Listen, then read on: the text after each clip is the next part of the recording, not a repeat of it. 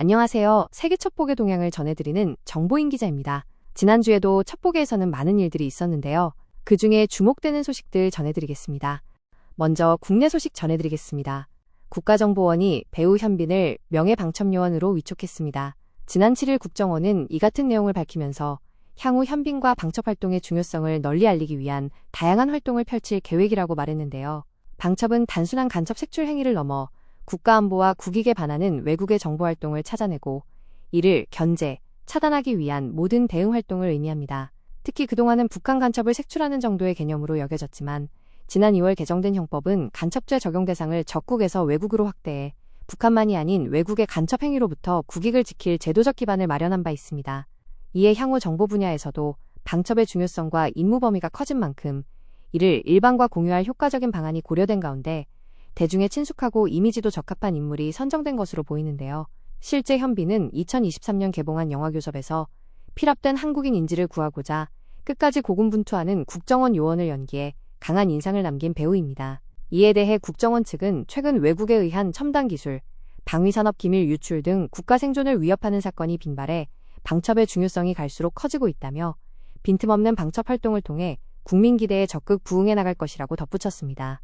이번에는 이란 전쟁과 관련한 소식 전해드리겠습니다. 이란에서 미군의 F-15 전투기가 격추됐고 여기에 탑승했던 미군 장교가 48시간 만에 구출된 바 있는데요.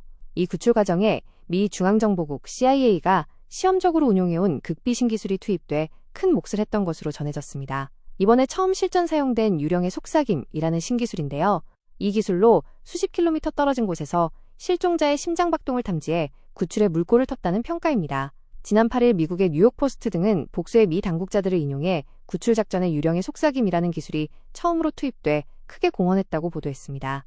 보도에 따르면 이 기술은 장거리 양자 자기 측정법을 통해 인간 심장박동의 전자기 흔적을 추적한 뒤 이 정보를 AI에 입력해 주변 소음과 심장박동을 분리해내는 방식이라고 합니다. 이 기술은 과거에 U2 정찰기 등을 개발했던 미국의 방산업체죠. 록히드 마틴의 극비 개발팀인 스컹크웍스가 개발한 것으로 알려졌습니다. 앞서 이란 영공에서는 2명이 탑승한 미군의 F-15E 스트라이크 이글 전투기가 이란군이 쏜 미사일에 격추돼 조종사는 곧바로 구조됐으나 뒷좌석에 탑승했던 무기통제관은 실종됐었습니다. 이에 미군은 2011년 오사마 빈라덴 사살 작전을 성공시켰던 최정예 네이비실 6팀을 비롯해 그린베레 등의 특수부대 수백 명과 폭격기 4대, 전투기 64대 등 총 155대의 항공기를 동원하는 대대적인 수색작전 끝에 산악지대에 은신해 있던 실종 장교를 48시간 만에 구출한 바 있습니다. 미군 입장에서 실종 장소가 적진인데다 이란군도 미군 장교 실종 사실을 파악해 현상금을 내걸고 전방위 체포 작전에 들어갔기 때문에 구출 작전은 그야말로 사막에서 바늘을 찾는 것과 같은 고난도였고 교전에 따른 희생도 감수해야 하는 위험성까지 있는 상황이었습니다. 문제는 전투기가 격추된 이후 실종자의 위치를 전혀 파악할 수 없었다는 점인데요. 이에 CIA는 처음에는 보인사가 개발한 전투 생존자 위치 신호장치를 작동시켰으나 실종자의 위치를 파악하는 데 실패했습니다. 그러다 그간 시험 단계에 있던 유령의 속삭임을 투입하기로 결정했고 이 기술로 실종된 장교의 위치가 파악되면서 구출 작전이 급물살을 탔다는 겁니다. 다만 당시 심장박동을 얼마나 되는 거리에서 탐지한 것인지는 확실하지 않은데요.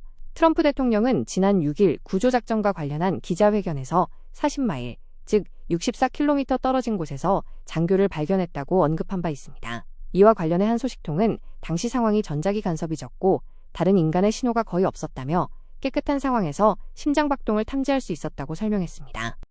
다음으로 러시아 동향 전해드리겠습니다. 지난 2022년 러시아가 우크라이나를 침공한 이후 세계적으로 러시아 정보요원들이 대거 추방되면서 해외 포스트가 급격히 줄어들었는데요. 이에 해외 정보를 담당해온 러시아 대외정보국 SVR 내에서 해외 파견권을 미끼로 뇌물수수 및 갑질, 줄대기 같은 부패상이 만연해 있으며 나아가 정보 공동체 간의 권력 다툼까지 벌어지면서 복합적 난맥에 빠져 있다는 분석입니다. 지난 12일 서방 언론 등의 분석에 따르면 우크라이나 전쟁 이후 SVR 요원들이 외교관으로 위장해 파견되는 해외 요직은 700개 가까이 줄었습니다. 이로 인해 입지가 좁아진 스파이들 사이에서 해외 파견권을 둘러싸고 뇌물수수와 줄대기, 보복 인사가 빈발하는가 하면 이에 불만을 가진 투서나 문건들이 외부로 유출돼 말썽이 일고 있습니다. 실제 근래 SVR은 유럽 등지에서 최소 600명 이상의 요원이 추방돼 해외 거점이 급감했습니다.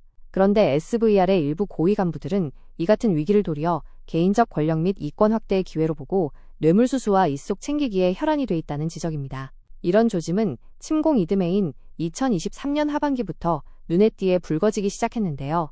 모스크바 야세네보 SVR 본부 내에 스포츠 센터를 건설하는 과정에서 지붕이 붕괴돼 하마터면 대형 참사가 발생할 뻔했는데 내부 폭로에 따르면 이는 고위 간부들이 자신들의 입속에 눈이 멀어 부실 건설사에서 뒷돈을 받고 수의 계약을 맺은 것이 원인이었습니다. 또 2024년에는 SVR 소속의 세르게이 자이체프 대위가 러시아 국가근위대 대원들에게 SVR의 엘리트 특수부대인 자슬론에 채용시켜주겠다고 속여 뇌물을 받아 챙긴 것이 드러나 내부 조사를 받았습니다. 지난해 10월에는 정보부서인 33949 부대를 이끌던 헤르만 비코프 부국장이 부하 직원들에게 오만하게 굴며 개인적인 보복을 일삼아왔고 자신과 가까운 요원들에게만 해외 파견지를 몰아주는 등의 전횡을 저질렀다는 투서가 대통령실과 세르게이 나리시킨 국장에게 전달된 일도 있었습니다. 특히 비코프 부국장에 대한 투서에는 해외 파견을 마치고 돌아오는 요원들에게 고가의 술을 정기적으로 상납하라는 구체적인 명령까지 있었다는 내용이 적혀 있었다고 합니다.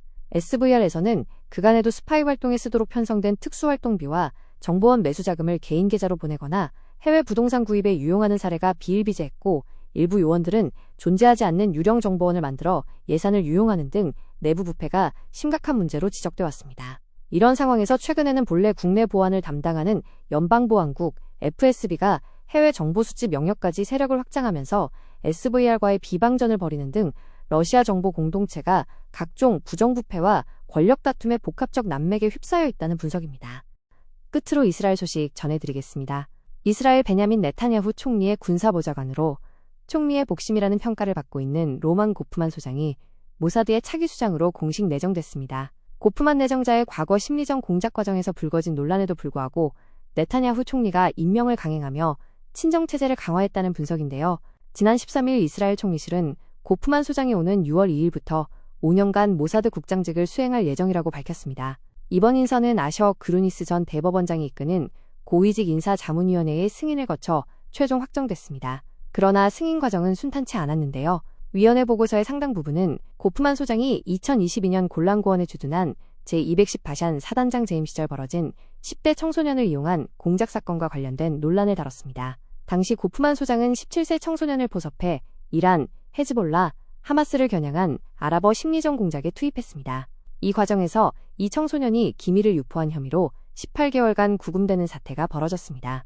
조사 결과 유포된 기밀은 이스라엘군 정보장교들이 직접 제공한 것으로 드러나 기소는 취하됐으나 미성년자를 위험한 공작에 동원했다는 비판이 제기됐습니다. 고프만 소장은 당시 해당 청소년의 나이를 몰랐으며 기밀 제공을 지시한 적도 없다고 해명했는데요. 위원회 내부에서도 의견이 엇갈렸습니다. 3명의 위원은 해당 사건이 임용결격 사유는 아니라고 판단했으나 위원장인 그루니스 전 대법원장은 별도 의견을 통해 고프만 소장의 부적격 판정을 권고하며 반대 의사를 밝힌 바 있습니다. 1972년 벨라루스에서 태어난 고프만 소장은 14세이던 1990년 가족과 함께 이스라엘로 이주했습니다. 군 경력은 대부분 기갑부대에서 쌓았으며 사단장 자리에까지 오른 야전사령관 출신으로 네타냐후 총리의 군사보좌관으로 재임해왔습니다. 오늘 전해드릴 소식은 여기까지고요. 다음 시간에 더 유익한 소식으로 만나 뵙겠습니다. 소식이 유익하셨다면 좋아요, 댓글, 구독 부탁드립니다. 감사합니다.